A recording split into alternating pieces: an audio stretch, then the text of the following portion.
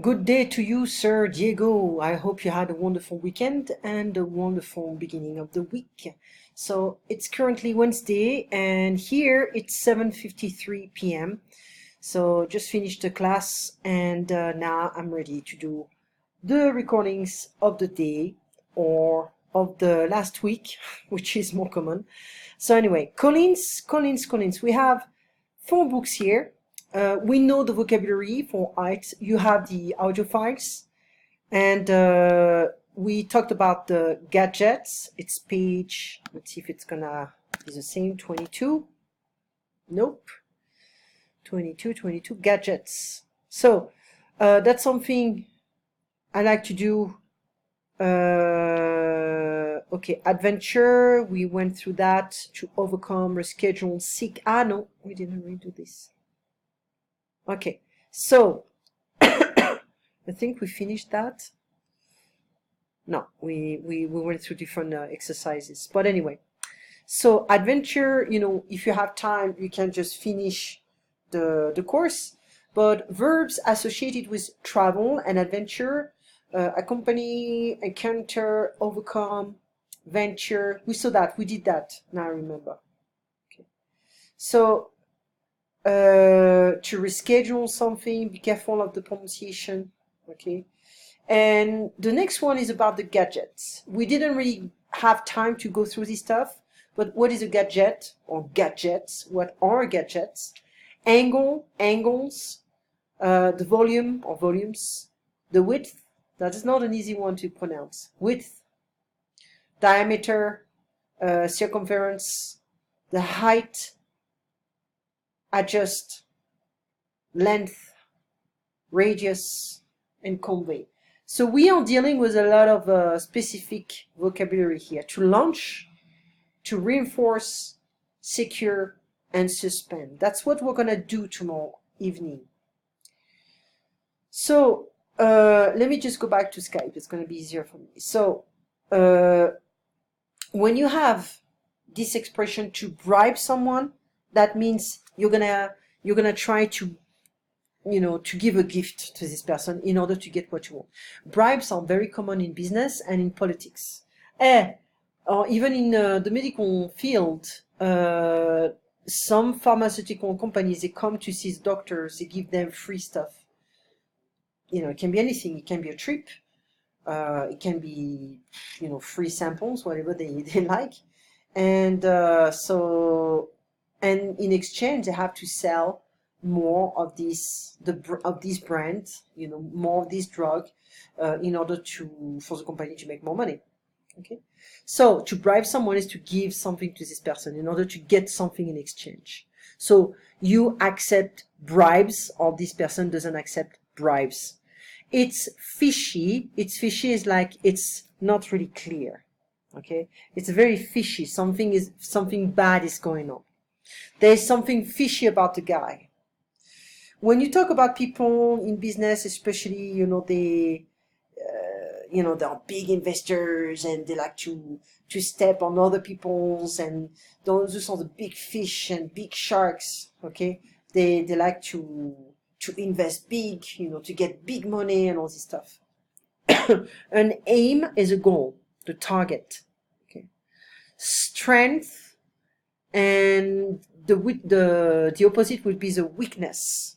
So the strength and the weakness. We all have weaknesses and we all have strength. The kindness, to be kind, is to be nice, to be gentle, to be kind. Okay. Gentleness, vulnerability, dogmatic, stubborn, drastic. Those are all synonyms from another Collins. So now, we're going to have to go through the gadget chapter tomorrow evening.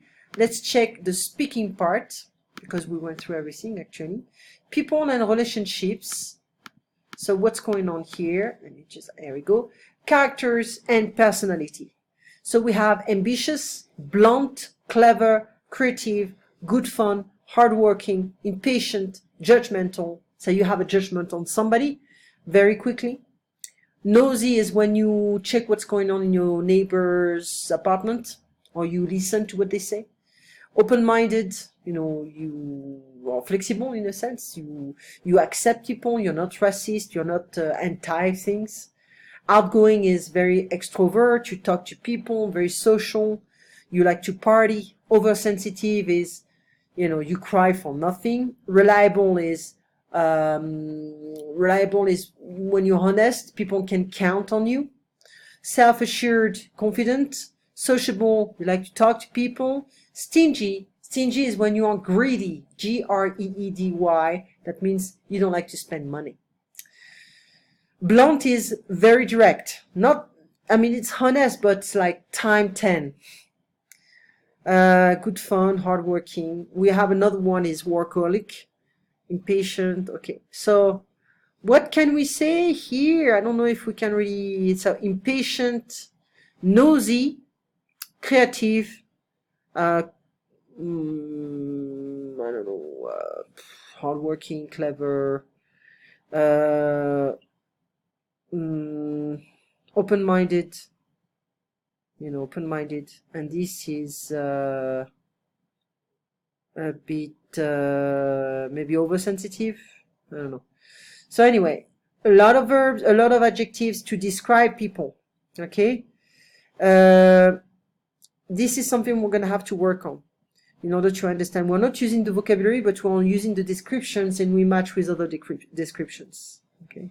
Now, that was a speaking part. Now we have the listening part. Listening for ITS. Let's just go through the first one.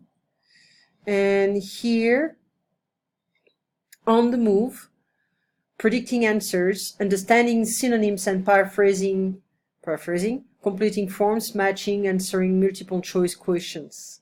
Here what do we have? Number 1, 2, 3, we have 8 different images, and we have like passengers, match the words to the pictures. So here we have a tourist, receptionist. I cannot see what's going on here. Plus I don't like when it's like that. There we go.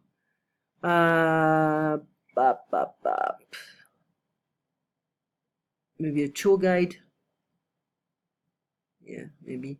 This is a waiter. Who are you? A travel agent, maybe.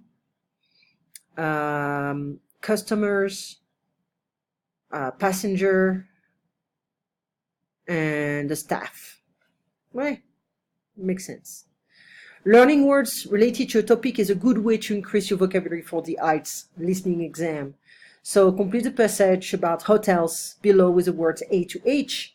There are 2 possible answers for 4 of the gaps. The Grand Hotel was built in 1900 and has an style. So maybe an old-fashioned style or a unique style, or I would say old-fashioned, traditional, or unique, let's say. There is nothing like it in the local area, although the interior design is unique. The facilities are modern. The hotel has a conference center and meeting room, so it is suitable for business purposes. So we can be like, okay, it's old-fashioned. There is nothing like it in the traditional, although the interior design is maybe modern or unique. Okay, so I would say, it's a great way to, to adapt, to learn a vocabulary, but we need to be a tiny bit more specific. So old-fashioned, unique, traditional, because we have although. So we expect a very old-fashioned facade, but with a different design inside. Okay, we can say is alternative. I would say unique. Okay, the facilities are modern. Okay, so now, we have 7 vocabulary, and we have 2, 4, 6, 8.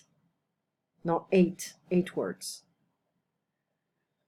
So a traditional option is a Hotel Royal, which is maybe a reasonable choice for tourists because the prices are. So we can say a suitable, a common choice for tourists because the prices are reasonable. Okay. and it is next to the beach. The hotel is not modern. In fact, it is quite, I would say, traditional fashion again. We have a lot of options, and near minor repair, but it is, you know, again, suitable. So we're using suitable 3 times. But I would say, you know, they say again 2 possible answers for 4 of the gaps. Okay, so that's something we can work on.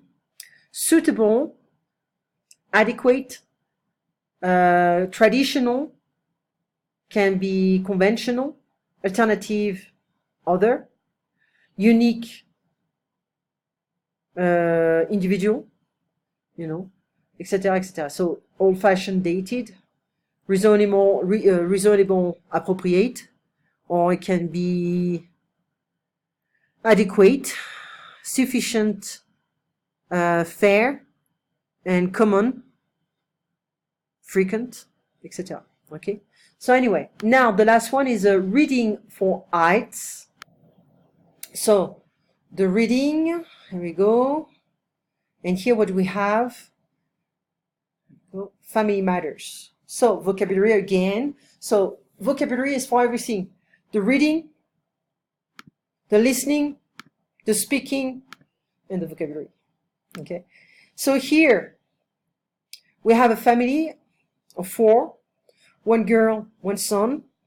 Okay, what is the difference in meaning between the words in the groups 1 to 8? Friend, mate, flatmate. This is British. In American English, we're gonna say roommate. Okay, a mate is it can be a classmate. A mate, it can be a friend as well. You know, sister, sister-in-law, brother, sister, sibling, boyfriend, husband, partner, colleague, business partner, acquaintance, stranger, aunt, grand aunt.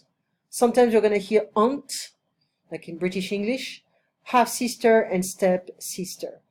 Collocations are words that are often found together. Complete the sentences 1 to 4 with the words A to F, not how they collocate with the words in italics. Abilities, adulthood, apart, lifelong, non-identical, order. These kind of exercises are very common, so get used to them. Okay, so it's in 2 parts. We're going to work on that. Now, okay, so just for the vocabulary, to be dogmatic, stubborn, sorry, drastic, strict, tough, a lot of synonym. Compliance, conformity, obedience, competition is to compete, to be ambitious, you know. To be blunt, this is from before, is to be direct, too direct, I would say. Too honest. Nosy is when you check what's going on in your neighbor's house or apartment, you listen to what they say. And stingy is when you are very greedy, you don't want to spend money. Straightforward, confrontational, okay. So nosy is overly inquisitive, highly curious. Stingy is greedy, doesn't like to spend money. Like Uncle Scrooge. Impatient, nosy, oversensitive, stingy. So lots of repetition, okay. So chapter 5, Collins vocabulary, that's what we have to work on tomorrow. Plus phrasal verbs. What are phrasal verbs? When you are, you hand out or you hand in, turn in, you know, all these verbs with a tiny word next to it. In, off, on, out, up, down, all those guys. Okay, so that's going to be very, very important. Let me see if I can find something right now. We have different samples we can use tomorrow. There's this book, English Phrasal Verbs in Use. Be careful, it's advanced. And that's the same here. So we can use that. I have more, but let's not go crazy with all the vocabulary because you have a huge list. Let's just find the most important phrasal verbs in order to, you know, to be strategic here, because they really go through everything. Anyway, phrasal nouns, phrasal verbs, phrasal adjectives, phrasal, yeah, you're gonna see, you name it. Anyway, I'll talk to you tomorrow, and you have a nice evening. Take care.